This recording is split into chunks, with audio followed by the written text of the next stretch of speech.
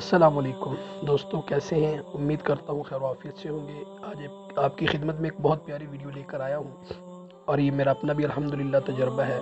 لیکن اس سے پہلے آپ سے ایک ریکویسٹ ہے کہ ہمارے چینل کو سبسکرائب کریں اور ہماری ویڈیو کو لائک کریں۔ اب یہ بھائی، یہ چینل کو سبسکرائب کرنا، لائک کرنا، یہ اس کے اندر سب سے بڑی بات پتہ ہے کیا ہے؟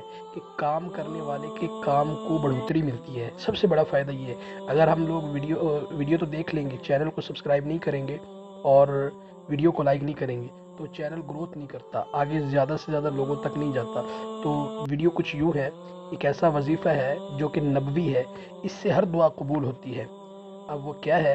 جب بھی ہم رات کے وقت سو رہے ہوتے ہیں، رات کے کسی نہ کسی حصے میں ہماری آنکھ کھلتی ہے، نبی پاک صلی اللہ علیہ وسلم نے ارشاد فرمایا کہ جس شخص کی رات کو آنکھ کھلے اور وہ یہ دعا پڑھ لے، لا الہ الا اللہ وحدہ لا شریک لہ، لہ الملک ولہ الحمد وہو علی کل شیء قدیر، الحمد للہ وسبحان اللہ ولا الہ الا اللہ واللہ اکبر ولا حول ولا قوة الا باللہ العلی العظیم۔